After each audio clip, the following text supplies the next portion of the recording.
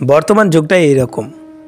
আপনি যদি একটা মানুষের সঙ্গে ভালো ব্যবহার করেন তাহলে সেই মানুষটা আপনাকে দুর্বল ভাববে।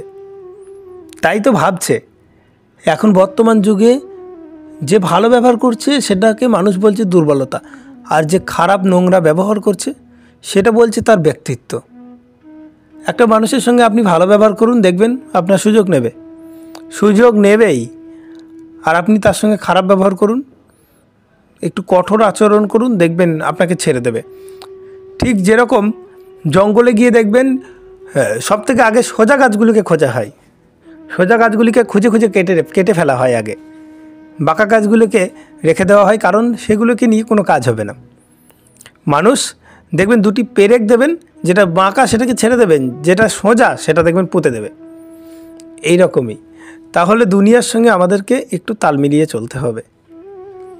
আমরা অনেক সময় বেশি কথা বলার জন্য ফেঁসে যাই, জানেন, অনেক জায়গায় অপ্রয়োজনীয়ভাবে অনেক কিছু বলি, আর এই বলার কারণে অনেক কথাতে আমরা জড়িয়ে পড়ি। মানুষের সঙ্গে যত কম বলবেন তত ভালো সম্পর্ক থাকবে। একটা কথা আছে যে আপনি যখন একটা মানুষের সঙ্গে অতিরিক্ত পরিচিত হবেন তখন আপনার ভিতরে আর কিছু গোপন থাকবে না, সম্পর্কটাও ততটা মিষ্টি থাকবে না। তাই যতটুকু প্রয়োজন ততটুকু মিশুন। অতিরিক্ত মিশলে দেখবেন সম্পর্কটা যখন বিচ্ছেদ হবে অতিরিক্তভাবেই হবে। পাশাপাশি বাড়িতে আমরা অনেক সময় দেখি বা নিজেদের বন্ধু মহলেই দেখি, যার সঙ্গে বেশি পরিচয় তার সঙ্গে বেশি বিচ্ছেদ ঘটে, আর যার সঙ্গে কম পরিচয়, মোটামুটি ওই চলার মতো পরিচয়, তাদের সঙ্গে বিচ্ছেদ কিন্তু কমই ঘটে। একটা মানুষ যখন আপনাকে ভালোভাবে জেনে যাবে, ভালোভাবে বুঝে যাবে, আপনার ভিতরটাকে ভালো করে জানতে পারবে, তখন সেই মানুষটা আপনার হিংসা করতে শুরু করবে। এটাই তো করে। কখনো দেখেছেন আমি যে গ্রামে বা সেই শহরে বসবাস করেন, যে জায়গায় বসবাস করছেন, তার থেকে 2-4 কিলোমিটার দূর কি 10 কিলোমিটার দূরের লোক আপনার নামে হিংসা করছে? আপনার হিংসাটা ঠিক ওই বিজ্ঞানের সূত্রের মতো, যত কাছের মানুষ হবে তত হিংসাটা বাড়বে। কিন্তু আমরা একটা ভুল ভাবি, অনেককে আমরা আপন করে নিই, হুটহাট করে আপন করে নিই।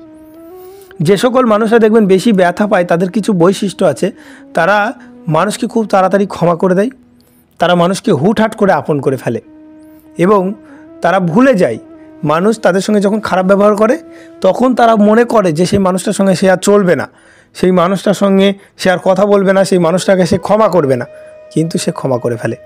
এটাই তো তার বৈশিষ্ট্য। আর এই ধরনের মানুষগুলোকেই মানুষ কাদায় পুঁতে দেয়। এই ধরনের মানুষগুলোকে মানুষ ভাবে এরা দুর্বল। আর যে চালাক প্রকৃতির মানুষ নিজেকে চালাক মনে করে, সে যে মহাবোকা, কিন্তু সে নিজেকে বড় চালাক মনে করে। চালাক সে ভাবে সবসময় আমি তাকে ঠকিয়ে দেব।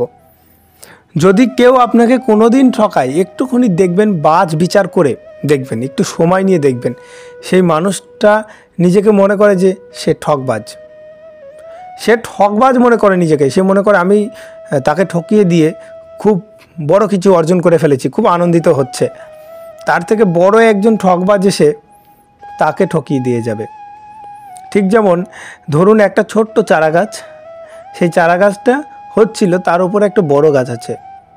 আমি বললাম ছোট্ট একটা লাউ গাছটা বড় হচ্ছিল, তার উপরে একটা ছোট্ট নিম গাছটা লাউ গাছের থেকে অনেকটাই বড়। লাউ গাছটা নিম গাছের দিকে তাকাচ্ছে যে আমি তোমার উপরে আঁকড়ে হতে চাই, তোমার উপরে আঁকড়ে আমি বড় হতে চাই।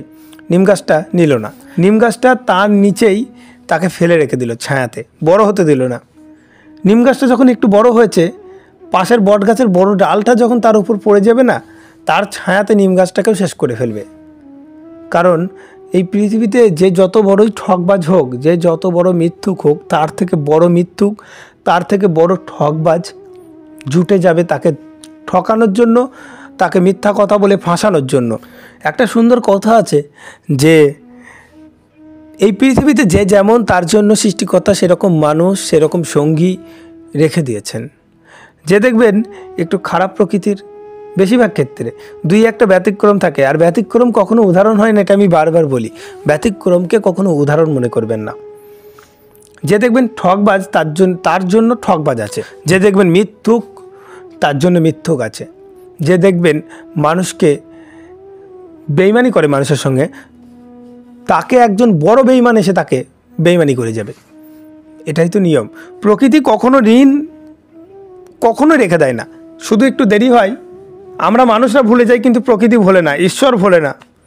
সব কিছুই যেমন হচ্ছে, সব কিছুর সমাধান আছে, সব কিছুর সমাধান আছে। আমরা হয়তো সাময়িক সময়ে ভাবি যে এই জিনিসটার সমাধান নেই। যে কোনো জিনিস আপনার জীবনে বা আমার জীবনে যে কোনো একটা জিনিস নিয়ে ভাবি না, যেই জিনিসটা নিয়ে আমি অনেক কষ্ট পাচ্ছিলাম, যেই জিনিসটা নিয়ে আমি ভাবছিলাম এই জিনিসটা কখনোই সমাধান হবেই না আমার দ্বারায়, হয়েছে। যখন সমাধান হয়েছে সেই জিনিসটা সহজ মনে হয়েছে। তো ঠিক যেন সেই গল্পটার মতো, একটা ছোট্ট বাচ্চাকে জিজ্ঞাসা করছিল এক শিক্ষক যে এই পৃথিবীতে সবথেকে সহজ কাজ এবং কঠিন কাজ কি। নানান লোক নানান রকম উত্তর দিল। সেই বাচ্চাটা বলল, যেই কাজটা আমার হয়ে গেছে সেটাই সবথেকে সহজ, আর যে কাজটা হয়নি সেটাই সবথেকে কঠিন। এটাই হচ্ছে প্রকৃত সত্য এবং বাস্তব উত্তর। এই পৃথিবীতে যে কাজগুলো হয়েছে সে কাজগুলো কেউ না কেউ করেছে, মানে আমি পারবো, আমি চেষ্টা করলেই পারবো। তার মানে আমি করিনি মানে সেটা কঠিন আমার কাছে, আর যেটা আমি করে ফেলেছি সেটা কিন্তু জলের মতো সহজ। এটাই তো, এই বেসিক জিনিসটাকে আমাদেরকে ভাবতে হবে।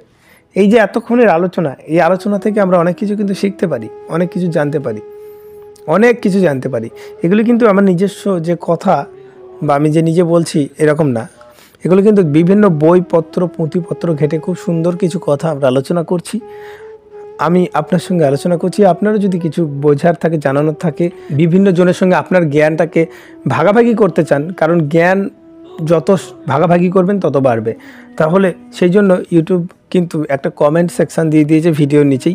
আপনি কমেন্ট করবেন, অনেকজন কিন্তু কমেন্ট পড়ে, আর কমেন্ট পড়েও অনেক কিছু শেখা যায়। আমি এও বলতে পারি, আমি অনেক ভিডিও দেখেছি যেই ভিডিওতে যেটা জানার ছিল সেটা জানতে পারিনি, কিন্তু কমেন্ট পড়ে সেটা জানতে পেরেছি। যতটা জ্ঞান আমি ভিডিও থেকে পেয়েছি তার থেকে বেশি জ্ঞান কমেন্ট পড়ে পেয়েছি। এরকম অনেক ভিডিও থাকে, এই জন্য অবশ্যই কমেন্ট করবেন, কমেন্ট করতে ভুলবেন না। যতটুকুনি আপনার জানা আছে, যেই বিষয়ে আপনি যদি ভালো জানেন, আপনি অবশ্যই কমেন্ট করবেন। আপনার কমেন্ট আমি পড়ব, আমি তো অবশ্যই প্রত্যেকটা কমেন্ট পড়ি। যাই হোক, আজকের ভিডিওটি কিন্তু এখানেই শেষ করছি। আবার একটা ভিডিও নিয়ে দেখা হবে। আবার যদি ভিডিও দেখতে চান বা কোনো টপিকে আলোচনা করতে বলেন তো অবশ্যই কমেন্টে লিখবেন, আমি সেই বিষয়ে আলোচনা করার চেষ্টা করব।